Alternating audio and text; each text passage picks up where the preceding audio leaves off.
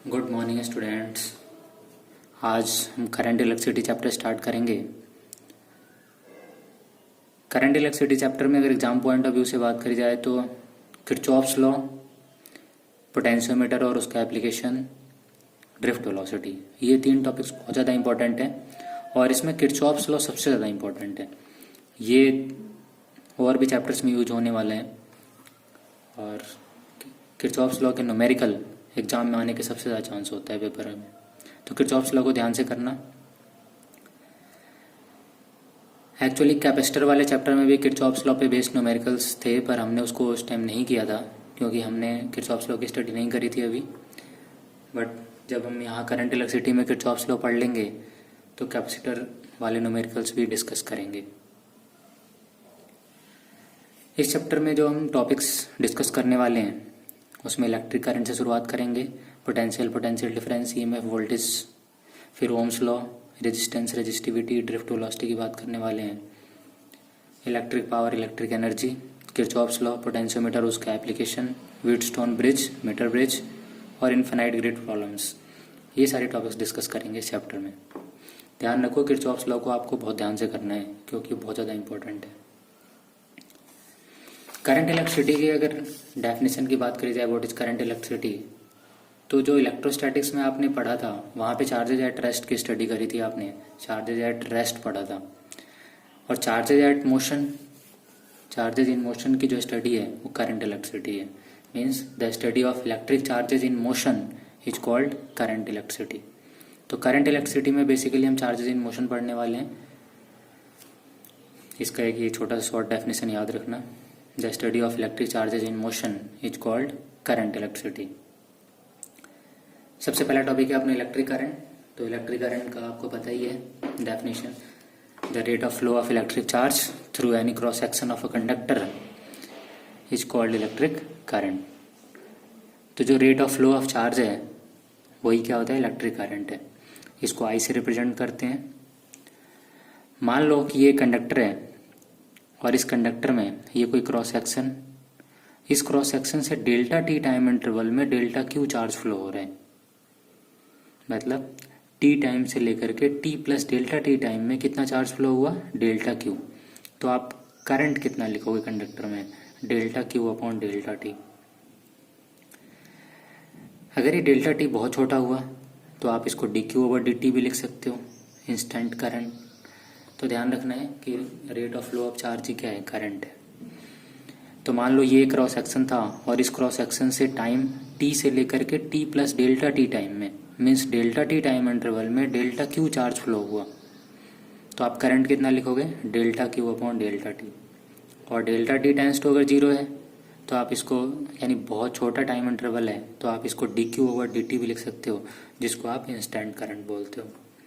Study current है अगर circuit के अंदर या कंडक्टर के अंदर, तो उस केस में तो आप इसको सिंपल क्यू बाई टी भी लिख दो, rate of charge flow. Q को आप एन इंटू ई भी लिख सकते हो, यहाँ से आप नंबर ऑफ इलेक्ट्रॉन्स निकाल सकते हो कुछ गिवन करंट के लिए। मान लो 5 एम्पियर करंट गिवन है कुछ पर्टिकुलर टाइम में, तो आप वहाँ से कितना चार्ज फ्लो हुआ नंबर निकाल सकते हो। तो ये करंट की एक बेसिक डेफिनेशन था, इसको आपको लर्न रखना है।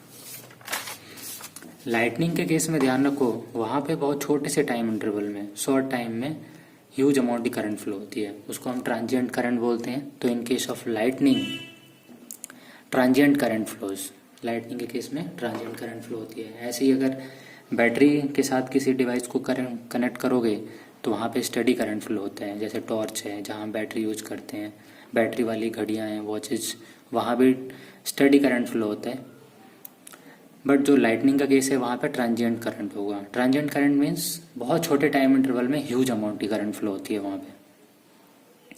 करंट की अगर ऐसा यूनिट की बात करी जाए तो करंट का जो ऐसा यूनिट है ना वो एम्पियर होता है। और याद रखो 1 ampere current 1 coulomb per second से डिफाइंड है। मीन्स कि अगर किसी कंडक्टर में 1 सेकेंड में 1 कूलम का चार्ज फ्लो हो जाए तो करंट कंडक्टर में कितना होगा, 1 एम्पियर का। तो ये इंपॉर्टेंट पॉइंट याद रखोगे। करंट के ऐसा यूनिट क्या याद रखना है, एम्पियर।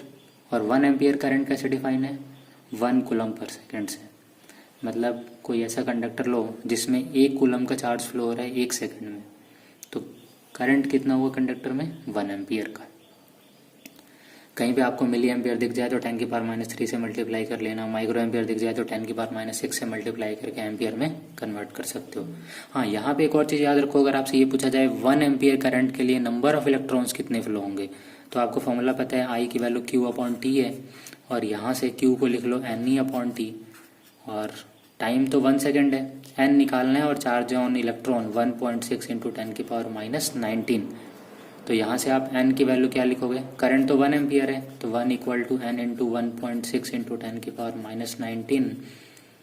तो यहाँ से n की वैल्यू आ जाएगी 1/1.6 × 10⁻19। n की वैल्यू आ जाएगी अप्रॉक्स 6.25 × 10⁻18 इलेक्ट्रॉन्स। मतलब 1 एम्पियर करंट को फ्लो कराने के लिए कंडक्टर में हमें 6.25 × 10⁻18 इलेक्ट्रॉन्स 1 सेकेंड में फ्लो कराना होगा। तो ये एक इम्पॉर्टेंट पॉइंट याद रखो। साइन कन्वेंशन की बात करी जाए तो जो साइन कन्वेंशन है उसके अकॉर्डिंग जो करंट का फ्लो है वो हायर पोटेंशियल से लोअर पोटेंशियल की तरफ होगा। करंट हमेशा हायर पोटेंशियल से लोअर पोटेंशियल की तरफ फ्लो होगी, और जो इलेक्ट्रॉन्स का फ्लो होता है वो लोअर पोटेंशियल से हायर पोटेंशियल की तरफ होगा। तो ये इंपॉर्टेंट पॉइंट याद रखना है।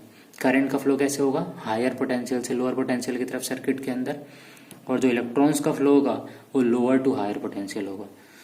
तो ये याद रखो। नेक्स्ट पॉइंट की अगर मैं बात करूं तो जो इलेक्ट्रिक करंट है ना, ये स्केलर क्वांटिटी है। इलेक्ट्रिक करंट कैसी क्वांटिटी, स्केलर क्वांटिटी। बेसिक इसमें एक डायरेक्शन है, हम एक कन्वेंशनल डायरेक्शन लेते हैं, करंट हायर पोटेंशियल से लोअर पोटेंशियल की तरफ फ्लो होता है, बट जो इलेक्ट्रिक करंट है ये स्केलर क्वांटिटी है।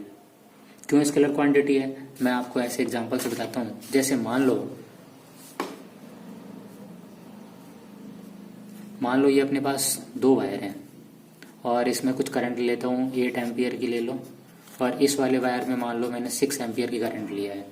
तो ये अपने पास 2 वायर हैं, पहले वाले में करंट कितनी है 8 एम्पियर की, दूसरे वाले में कितना है 6 एम्पियर की करंट है। और अगर आप वेक्टर एडिशन की बात करोगे तो जो ये वाला रिजल्टिंग वायर है, करंट अगर वेक्टर क्वांटिटी होता तो इसमें 10 एम्पियर की करंट होनी चाहिए। क्यों, क्योंकि अगर आप इसको वेक्टर से ऐड करोगे, इसको आगे खींचो और इसके पैरेलल एक लाइन ड्रॉ कर दो यहाँ पे, तो ये जो रिजल्टिंग करंट आएगा ये तो 8 है और ये 6 है, ये 90 डिग्री है। तो इनका रिजल्टेंट √8 का स्क्वायर प्लस 6 का स्क्वायर करोगे तो ये 10 आना चाहिए था। मतलब अगर करंट वेक्टर क्वांटिटी होती तो वेक्टर एडिशन को फॉलो करना था, और उसके हिसाब से आपको पता है 2 वेक्टर क्वांटिटी का रिजल्टेंट निकालने के लिए हम फॉर्मूला यूज करते हैं R² = A² + B² + 2AB cos theta. तो यहाँ पे चूंकि थीटा 90 है दोनों के बीच में, और इन दोनों का रिजल्टेंट निकालूं 8 का और ये 6 का, तो ये जो वायर है रिजल्टेंट इसमें करंट 10 एम्पियर का आना चाहिए, क्योंकि √8² + 6 का स्क्वायर ये 10 आएगा। बट ऐसा नहीं है, इसमें एक्चुअल में करंट कितनी होगी 8 + 6 कितना 14 एम्पियर का। तो इसमें एक्चुअल में करंट कितनी है 14 एम्पियर। मीन्स करंट ना वेक्टर एडिशन लॉ को फॉलो नहीं करता। तो करंट अगर वेक्टर एडिशन को फॉलो नहीं करता इसका मतलब ये वेक्टर क्वांटिटी नहीं है। बेशक इसके पास एक कन्वेंशनल डायरेक्शन है कि ये हायर से लोअर की तरफ फ्लो होगा, बट करंट एक्चुअल में स्केलर क्वांटिटी है। तो ये इंपॉर्टेंट पॉइंट याद रखो। इलेक्ट्रिक करंट की आप 3 कैटेगरी बना सकते हो, direct current, alternating current, variable current. Direct current में क्या होता है, करंट का मैग्नीट्यूड तो टाइम के साथ कांस्टेंट रहेगा, करंट का मैग्नीट्यूड चेंज नहीं होने वाला टाइम के साथ। अल्टरनेटिंग करंट में क्या होगा, एक फिक्स टाइम इंटरवल के बाद करंट अपने आप को रिपीट करेगी। और जो वेरिएबल करंट है इसमें क्या है, करंट हर टाइम पे इंक्रीज हो सकती है, डिक्रीज हो सकती है, साइक्लिक नहीं होगा। इसमें कुछ फिक्स टाइम के बाद करंट अपने आप को रिपीट नहीं करती वेरिएबल करंट में। तो डायरेक्ट करंट का मैग्नीट्यूड टाइम के साथ चेंज नहीं होता, याद रखना है। डायरेक्ट करंट बैटरी से मिलती है हमें। जो अल्टरनेटिंग करंट है इलेक्ट्रोमैग्नेटिक इंडक्शन प्रिंसिपल से बनाते हैं हम, जैसे जनरेटर के अंदर। यहाँ पे जो करंट है ना वो फिक्स टाइम इंटरवल के बाद अपने आप को फिर रिपीट कर रही होती है। तो ये करंट के आप 3 कैटेगरीज बना सकते हो, डायरेक्ट करंट, अल्टरनेटिंग करंट और वेरिएबल करंट। एक और आपको इंपॉर्टेंट पॉइंट याद रखना है न्यूमेरिकल पॉइंट ऑफ व्यू से। मान लो कि कोई एक इलेक्ट्रॉन है और इलेक्ट्रॉन आर रेडियस में रिवॉल्व कर रहे हैं, कोई रिवॉल्विंग इलेक्ट्रॉन है वो आर रेडियस के ऑर्बिट में घूम रहा है और उसकी स्पीड v है, तो आप करंट कितना लिखोगे? देखो करंट तो चार्ज अपॉन टाइम ही होता है, तो सोचो अगर इलेक्ट्रॉन की स्पीड v है, तो इलेक्ट्रॉन अगर आप किसी एक पर्टिकुलर लोकेशन पे हो, जैसे मान लो यहाँ पे हो, तो इस पॉइंट पे 1 सेकेंड में इलेक्ट्रॉन कितनी बार आ जाएगा? जितना इलेक्ट्रॉन की फ्रीक्वेंसी होगी, क्योंकि फ्रीक्वेंसी क्या है? Number of revolution in 1 second. तो number of revolution in 1 second कैसे निकालें? देखो टाइम पीरियड तो हो जाएगा 2πr अपॉन वी, फ्रीक्वेंसी कितना? v upon 2πr। मतलब अगर इलेक्ट्रॉन इस r रेडियस के ऑर्बिट में v से घूम रहा है, तो अगर आप किसी एक पर्टिकुलर लोकेशन पे हो यहाँ पे, तो इलेक्ट्रॉन आपको v अपॉन 2πr बार 1 सेकेंड में आपको ऐसे जाता हुआ दिखेगा। तो इसका मतलब सर्किट में अगर मुझे करंट लिखना हो तो मैं करंट को कितना लिख दूंगा? 1 सेकेंड में इतनी बार इलेक्ट्रॉन आ रहा है, तो करंट आपको पता ही है क्या होता है? N upon T. तो N अपॉन टी तो F है ही है, E का मल्टीप्लाई कर दो तो कितना हो जाएगा? EV अपॉन 2πr, क्योंकि फ्रीक्वेंसी तो V अपॉन 2πr है, मतलब 1 सेकेंड में इतनी बार इलेक्ट्रॉन आया। इलेक्ट्रॉन के चार्ज का मल्टीप्लाई कर दो तो बेसिकली 1 सेकेंड में इतना चार्ज का फ्लो हो रहा है, तो ये करंट है। तो जब भी आपसे अगर बोला जाए कि कोई इलेक्ट्रॉन है वो r रेडियस के ऑर्बिट में v स्पीड से रिवॉल्व कर रहे हैं, बताओ करंट कितना है? तो आप कितना लिखोगे? EV upon 2πr। तो ये इंपॉर्टेंट पॉइंट आपको याद रखना था।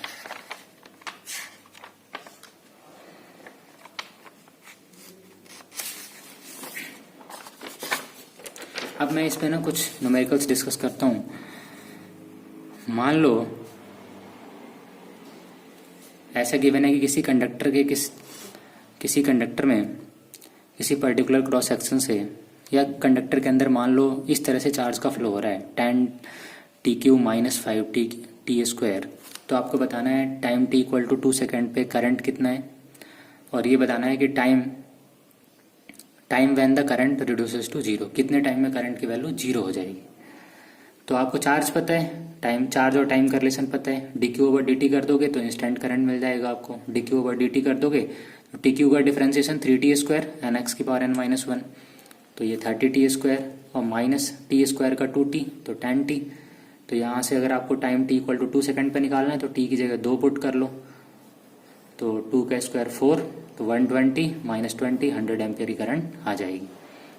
तो अगर आपको जब भी चार्ज और टाइम का रिलेशन पता हो और करंट निकालना हो तो आप क्या करने वाले हो? डेरिवेटिव कर दो dq/dt, वहाँ से आपको करंट का इक्वेशन मिल जाएगा। जितने भी टाइम पे निकालना हो आप टाइम की वैल्यू पुट कर लोगे तो करंट की वैल्यू आ जाएगी। इसमें ये भी बताना था करंट कब 0 है, तो करंट 0 कब? आई की वैल्यू 0 के लिए यहाँ करंट की वैल्यू 0 पुट कर लो dq/dt को, तो 30t² - 10t = 0, तो टाइम की वैल्यू आ जाएगी 1/3 सेकेंड। टाइम t = 0 पे भी करंट 0 होगा और 1/3 सेकेंड पे करंट क्या होगा? अगेन 0 होगा। तो टाइम t = 1/3 सेकेंड पे करंट की वैल्यू क्या है? 0। बस करंट को 0 पुट कर लो, आंसर। एक और करंट लेते हैं, एक और क्वेश्चन लेते हैं जहाँ पे हमें इंटीग्रेशन की जरूरत पड़ने वाली है। मान लो करंट और टाइम का रिलेशन ऐसे गिवन है, इस बार चार्ज और टाइम का रिलेशन नहीं पता, करंट और टाइम का रिलेशन पता है। I = 10t + 8। मुझे बताना है find the charge cross through a cross section of wire between time t = 2 second to 4 second.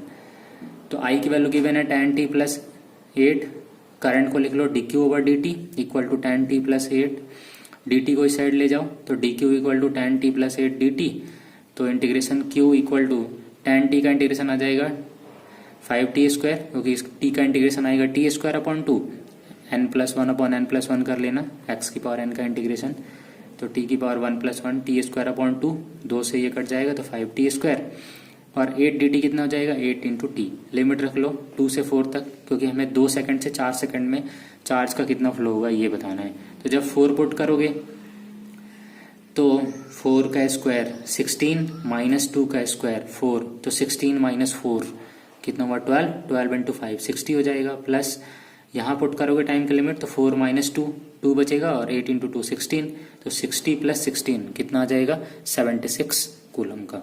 तो अगर आपको करंट और टाइम का रिलेशन गिवन हो, चार्ज निकालना हो, तो इंटीग्रेशन की जरूरत पड़ेगी। और अगर आपको चार्ज और टाइम का रिलेशन गिवन हो और अगर आपको करंट निकालना है तो डेरिवेटिव करने की जरूरत है। तो ये इंपॉर्टेंट पॉइंट याद रखना है। इसके न्यूमेरिकल्स आसान होंगे, simple I equal to Q/T करना होगा, NE/T करना है, तो ये ध्यान रखो। इसको कंप्लीट कर लेना नोटबुक में। नेक्स्ट लेक्चर में हम और आगे डिस्कस करेंगे और अप्रॉक्स 10 लेक्चर में ये चैप्टर कंप्लीट करने वाले हैं। ध्यान रखना है किरचॉफ्स लॉ इस चैप्टर में सबसे ज़्यादा इंपॉर्टेंट है एग्जाम पॉइंट ऑफ व्यू से।